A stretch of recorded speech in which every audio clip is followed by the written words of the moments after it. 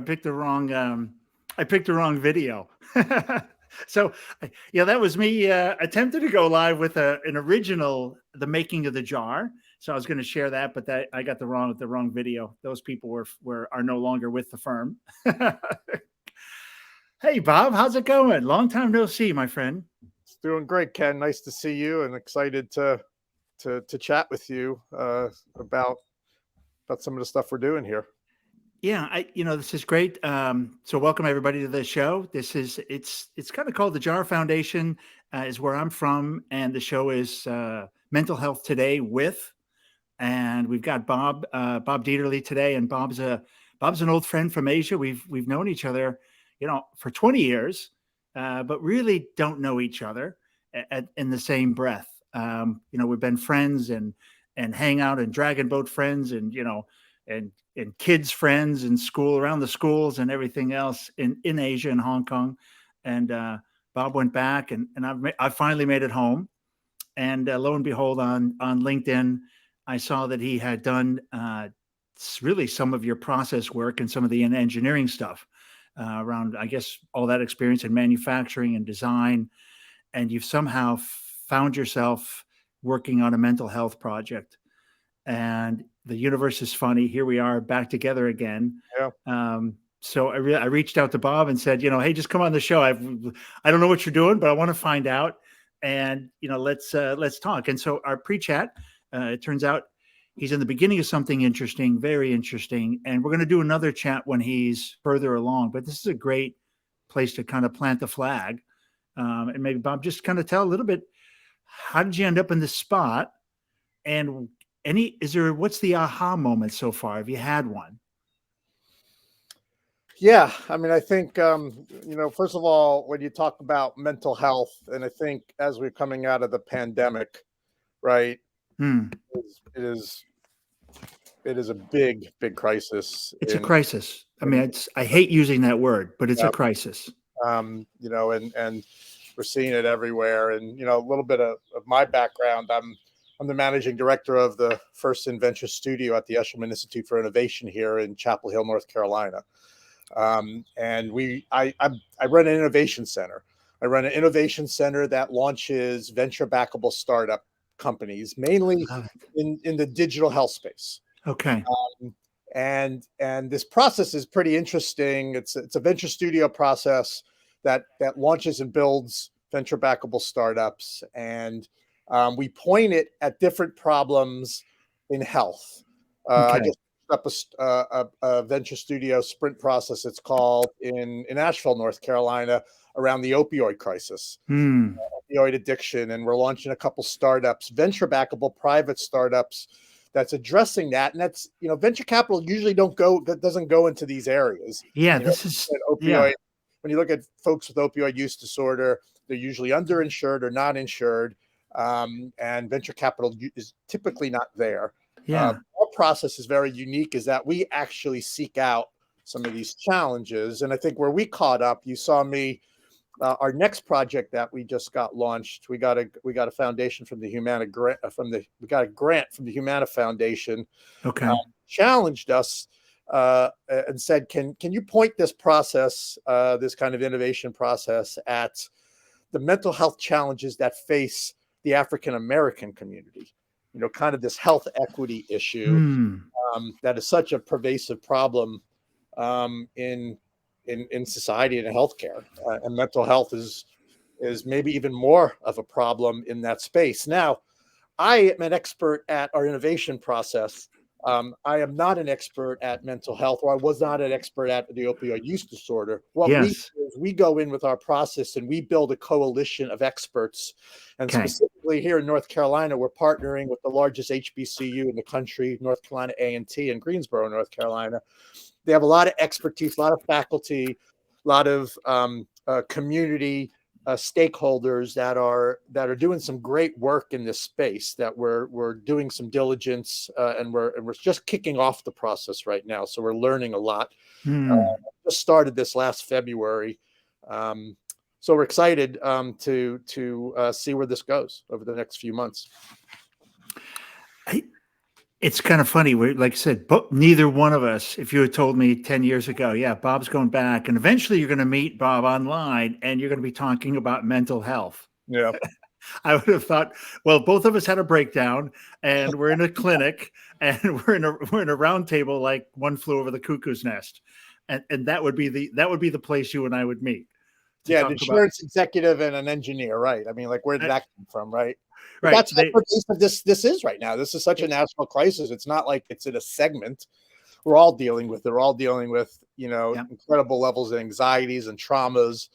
That was one thing I learned in the opioid use disorder, is that pain is just as much mental as it is physical. Yes. Yeah. Right? It's the same wiring in the brain. And so if you have a lot of mental traumas, that pain is the same that you're dealing with. Yeah. It's really fascinating. It's I mean, I'm fascinated. I mean, I got into it because of what I saw on the road with the jar, and I just jumped both feet into the deep end. Um, and I've already been, I think you might be number 14 or 15 of the episodes. And so I've got about an 8-hour class on mental health with real professionals. And I'm already blown away by the breadth of it and the different kinds of things that people are facing. I think especially the Black community, I could imagine, like I said, the stigma, the cost, the things that I'm trying to do with the foundation, which is stigma, cost, access, and then finally the educational part. I think the educational part might be in the center of this kind of, I was kind of calling them four kind of linear pieces I was going to look at, but I'm now beginning to think that education might be the key to a lot of this. To really giving people the tools to kind of self-manage a bit, self-care before it gets out of control, or as they're coming out of a good relationship with a therapist and they're kind of getting their heads around stuff, having the tools to do a lot of self-care and to help themselves and to manage things so they don't become a crisis. But obviously trauma and the other big stuff is a different animal.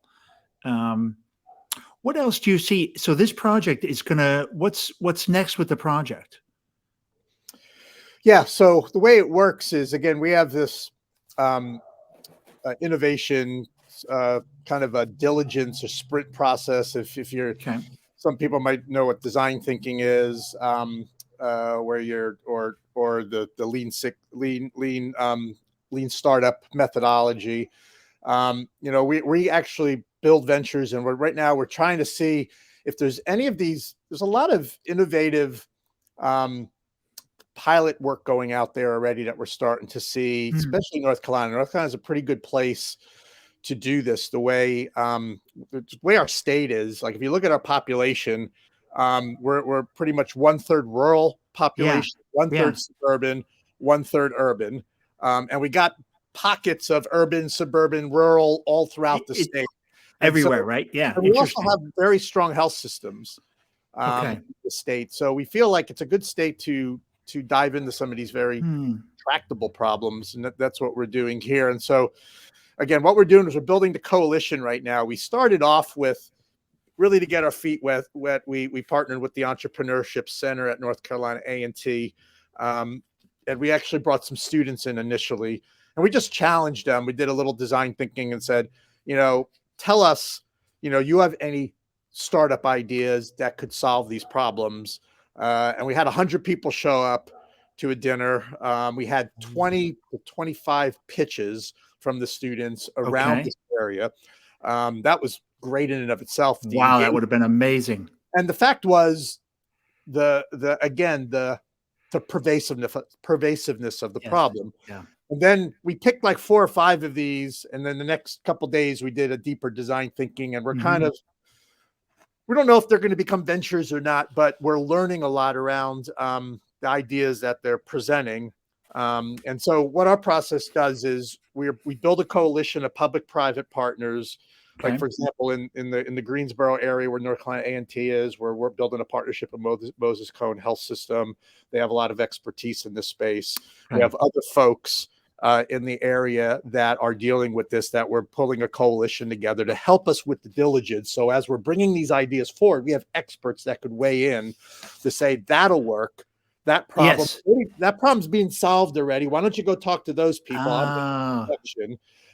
Or hey, that might work, but have you thought about this? What if you added yeah. that to it? And so when you bring that expertise in and you bring it into an innovation process, a lot of cool things can happen. So we're just building that right now through the next month or so.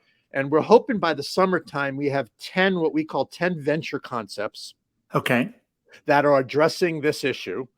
That at that point, we're going to do deeper venture capital type diligence on who is a customer, what is the business Yeah. model, what would the unique, innovative solution Mm, be, what would the competition look like, and we'll look through it through a private venture capital lens okay. to Okay. see if they're scalable enough, because we believe, getting especially in digital health and software-based innovative solutions, having a startup that is completely focused on solving this problem could be very impactful. And Uh, there's like a gap, we think, in some of the public solutions, public money solutions that are doing really good work, and then some of venture capital doesn't really look in some of these areas. So we feel like yes. we're going to be in that middle part, but that's really the next steps that we're taking. Okay. Yeah, it's interesting. And that's some of the most interesting conversations I've had so far are digital applications in this, but not in the minority space, but just as a general. And actually, this one is in its own. It's kind of got its own sliver, which is teenage. I just did one with June. It's a company called June Care, and they've been launched, just recently launched, and they're kind of. I think they're out for a Series A or more, and it's for teenagers, and mostly, really, it seems teen girls. I think is if I want to remember correctly, and it's very interesting. And it's an app, and the idea is, we're holding the phone, and teens are, okay with using the phone. So, this is where they like to express themselves. So it's a comfort zone, and they have not just the counselors, but they've got those tool sets, right? The homework, the listening, watching programs or videos of people kind of going through exercises, and that was really just an interesting idea. And it's not just a telehealth, right? There's a lot more. And it's, when you meet with when you meet with your therapist, then you're going to go home and do some homework, right? There's some things you should do. And they have that all kind of integrated into the app. I'm probably butchering the idea. Finally apologize, June, but it was an amazing, like what I could gather from the conversation. That's kind of how it works. And it is this, I think it is, you do need to have something that's going to speak to the audience, and their idea was meeting them where they are, which is on the phone and in a social media kind of a feel to the app. And I think you'll find probably, if you're serving the Black community, the underserved parts, you're going to have, like you said, you're going to meet them where they are. And with an app or with a software, how do you do that? It'd be an interesting journey A to lot of it, follow. like you said, the little again, I am just starting to learn anything about the Yes. problem in the Black community. But you said the word education. Education is always a big part of these types of things, and Yeah. delivering education now through technology is a very effective and efficient way. And Yes. more people are accepting that, and Yep. that can Ag- handle the access problems and things like that. So technology, if pointed in the right way, can be very impactful. Now, what was Hmm. interesting specifically about some of the ideas we heard from the students at North Carolina A&T around this area, it was using technology, but to create face-to-face connection. What we were learning and what we heard over and over again with the students, this is from a college, Yeah. Yeah. These are platform, perfect. right? They were saying, look, social media is starting to hurt this generation now. He goes, Yes. we go to school, we want to meet new people, and what we're finding, it's a Friday night, we're staying in our dorm room, and all we're doing is having virtual relationships. And over and over again, and the ideas was like, that's bad. We're getting tired of that. We create fake personas to I think love this. or not. And there's one idea that was like the anti-social media app. It was a social media app, sort of like Meetup, where it was like trying to encourage, hey, I like basketball. I could play on Tuesdays and Thursdays. And I want to know who other people I don't know that like to play basketball. Oh, there's going to be a pickup game at these two parks, at 8 o'clock. I'm going to go there. Right. That was one idea. And it was more like use technology to get people out. And you couldn't fake your persona. You weren't keeping your chats. It was just a transactional thing. Like, hey, I here's a. love it. And another one was interesting that I thought, you remember as we were growing up, we loved family dinner. Like, Yeah. 6 o'clock. I remember my mom, she was like, if you're not here at 6 o'clock to eat dinner, you're not Oh, eating, yeah. going to bed hungry. So they had this idea of, especially from a nutritional aspect, that they would create, this kind of healthy food options that would also be specific to culture, like maybe a Jamaican night and Ooh, whatever it would cool. be, but it would be at 6 o'clock every night. And that was it. Like you would go and you would want to break bread and have a social interaction. And just like you sit around a table with your family to kind of catch up, that's always such a healthy thing. As a college student, they're like, there's a lot of anxiety because people don't know when they're going to eat. They have a lot of things on the plate. And it's like, what do I eat? I don't know what I'm going to eat tonight. And they're like, Yeah, hey, if they had that's such a college 6 thing. o'clock, and it was funny because it was like, if you're not there by 6, you're missing Yeah. out. Sort of like the way mom was. Right. But they said that they thought that it would give comfort and convenience to college kids. And then they would be able to have a healthy meal. They wouldn't have to think about it. And then they would have the social interaction of meeting people and breaking bread together. And I thought that was I interesting that like that one. some of these solutions we don't need. Therapy is wonderful and it's very important. And we need to do a heck of a lot more. But a lot of anxiety could also be, let's get back to human connection again, and let's play basketball together. Let's share a meal together, right? I think that could go a long way, and I thought that was kind of interesting. It, the human part, right? I think this is a big thing for teens. It's so makes me happy to hear that kids are saying, "Hey, please help us.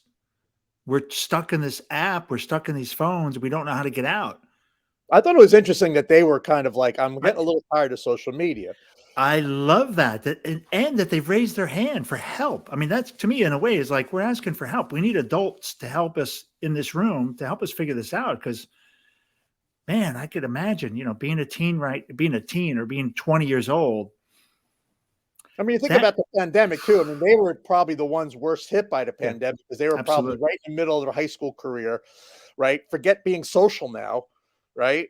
They had to be home doing everything online. They had to sit in their bedroom for 2 years, right?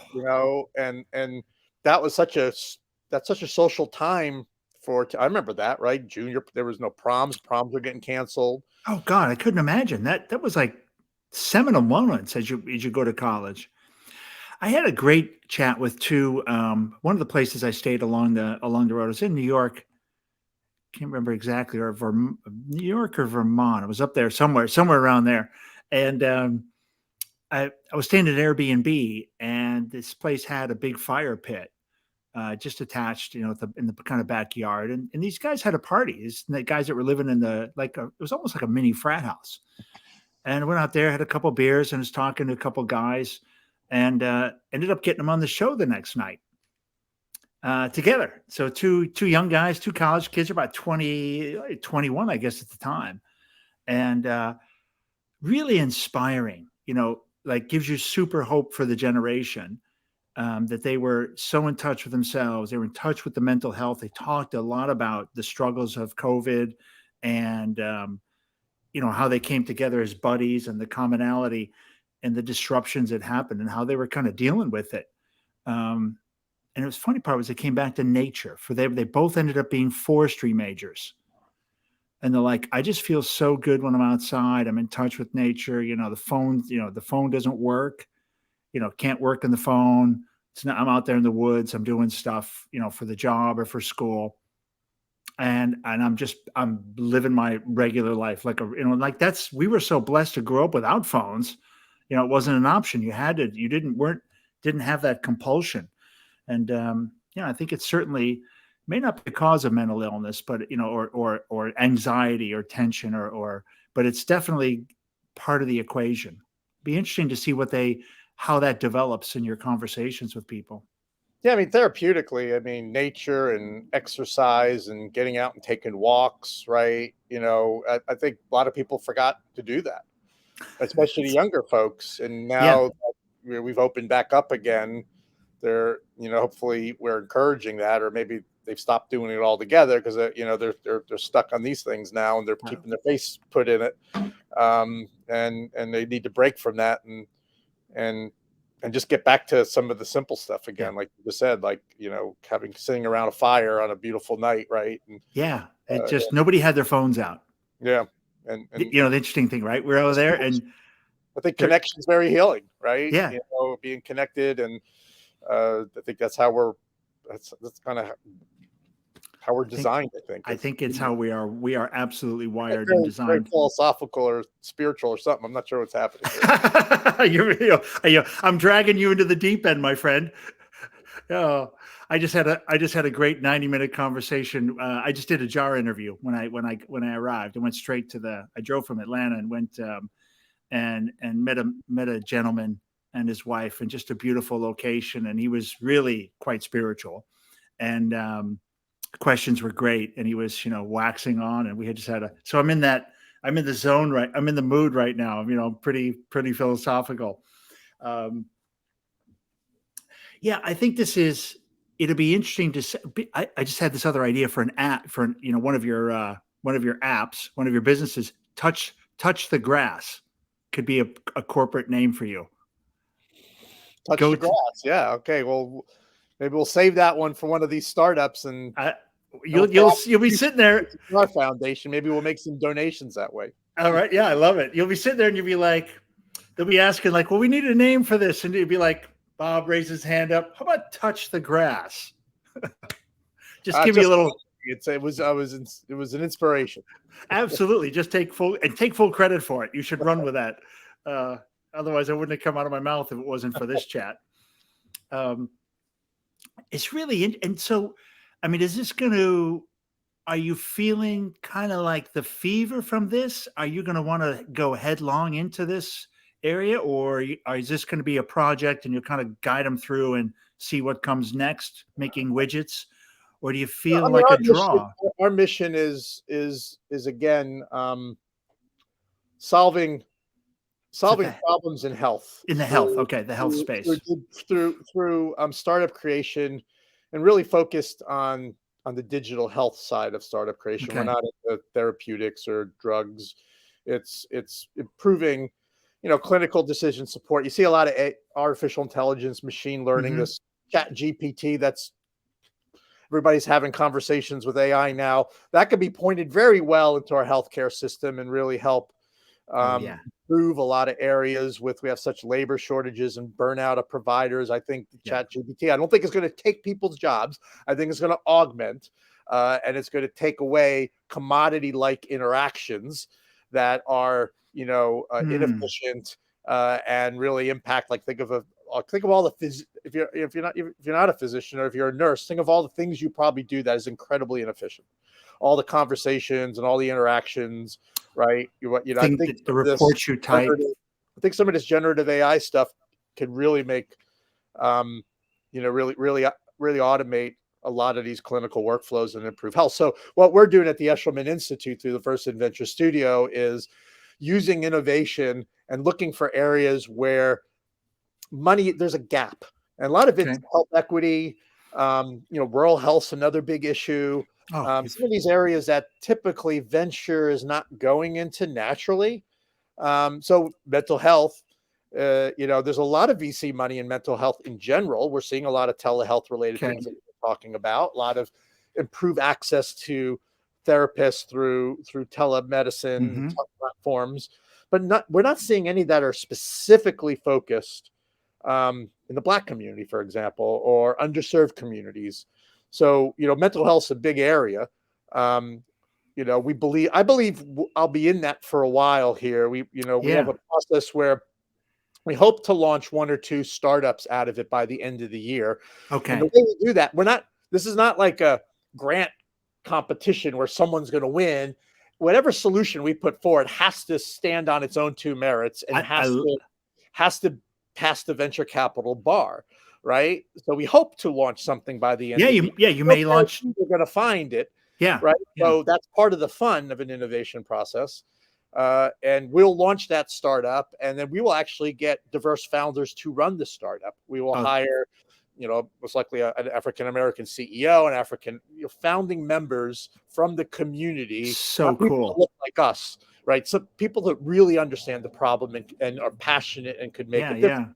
yeah. So I do think that, mental health is not an area where you go in and get out, right? Yeah, I would that's what, assume that once we build this coalition of stakeholders, right, we might see here's a problem that we're solving, but there's still 30 other problems we identified that we could still work on over time. That maybe if we think of, point the process in a different direction, bring different people in. So I think, like on the opioid innovation work that we did in Asheville, I was telling you about, there were 30 problems. We prioritized those 2 startups. We didn't want to sprinkle a little bit of yeah, everything. okay. We said, let's focus on solving the biggest problem we believe. And again, we had experts that are deep expertise in opioid use disorder, physicians and people in the justice system, communities, EMS that were dealing with this, that guided us. But there's more problems to solve there. We said, wow, these are good to solve too, but let's not be distracted. Yes, right, Okay. right. So I think we'll be in this for a longer term, because I don't think mental health is one startup away of solving it. Yeah, yeah. And I just figured, and I was just thinking, like, once you start in this area and you're doing this process, right, will be people looking at it will be so excited that you're going to see more attention. And I could imagine this becomes bigger and bigger for you. Yeah, and I'm passionate. I'm passionate about how technology can improve health. Yeah, I still think we're scratching the surface. A lot of things that you were talking about, education, access could be really accelerated and it could be really accelerated, right? telehealth, Yeah, right? That telehealth's not the end all, because there's even challenges there, especially if you get rural, you're going to have broadband issues, right? So there's yep. always challenges, but technology, I think, pointed in the right way, can solve a lot of the problems that you start stacking up in some of these areas. Yeah. That gets me excited. At least reverse slow the trend, or eventually, hopefully, reverse some of the numbers that we see. Interesting. When I started, I Googled as soon as I had this kind of a crazy idea. I Googled mental health. I don't know. I don't really even remember what the prompt was, and up popped was President Biden signing a kind of a 7-point plan in and around addressing, like, a strategic plan addressing mental health crisis. And the one that there were 2 that stuck out at me. And the first one was kind of in your space, which is kind of trying to get the health providers to integrate into the benefit structure mental health services and features, right? So for our health insurance that we've got from work, it should be your body and your mind, not just and right now it's just your body. And they might have some visits in there to the therapist or something, but it's just an afterthought. It's not bolted on. And discussions with people about the impact of mental health on your physical body, like, heart attack, stroke, blood pressure, like a lot of this, I don't know what percentage, maybe more than a little bit, is from your mental health, right? It's what's going on in your mind and the stress you've got. And so it'd be interesting to see how that kind of comes and matures.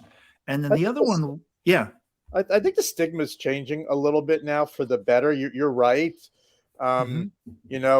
We're so good around physical ailments, our health system, right? Yeah. If, one of us, if we have any heart condition, we get swarmed by the healthcare system. Like, they Absolutely. what to do, right? But Yes. mental health still new. But I like how athletes are addressing it directly now, It's really right? good. It's really good. They're people are talking about it. You see it on Netflix. You see, Seth Rogen talking about it. Yeah. Uh, uh, I think that the barriers and the stigma of it's a weakness, Yes. is kind of maybe breaking down a bit. Now I'm Yeah. hearing in the Black community, as I'm learning, that that's still there, that the family thinks that's a weakness and you shouldn't show vulnerability Yes. by saying you have a mental health issue. And that's one of the barriers, from what I'm understanding, needs to potentially be broken down still. But I think in other, but in overall, I'm seeing like it's okay to have a therapist, Yeah, right? yeah, And it's almost preferred, to help you, using the behavioral health community, to to to navigate life.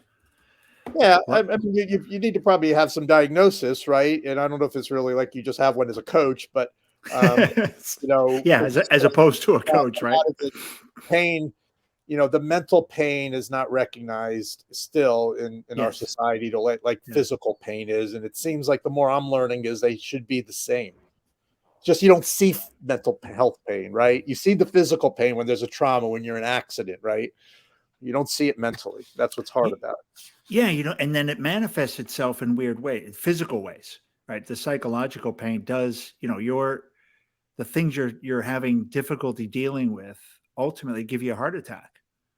I mean, it. Well, yeah, yeah. I think what you're saying is the root cause of a lot of health issues are due to anxieties and yeah, trauma. Uh, absolutely. you I know, think so. I mean, I would argue that there's a lot of physical ailments that are really yeah, manifestations yeah. of mental health issues or trauma, things in that area. It's already 30 minutes, Bob. We're done. You're That's you're good. over you're over time. Oh, I'm sorry I kept this too long. No, it's just I was teasing you. I think it's a great first chat.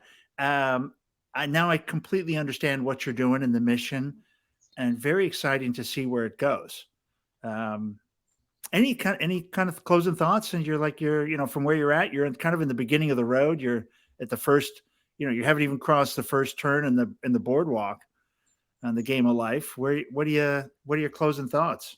Yeah, first of all, it'd be interesting to check back and see where For what sure, we. we're going to check back. Yep. And no, I think I mean, these are the issues to, at least for me personally, that I think we need to be really, Mm, all in on. I think I really applaud what you're doing now and how you're creating you're creating a bigger set of awareness and a sense of urgency too. Again, I the think pandemic I think has exasperated this I, more. So I think it's important work that you're yeah, doing, as well as what I'm attempting to do, trying to leverage these innovation processes to solve problems.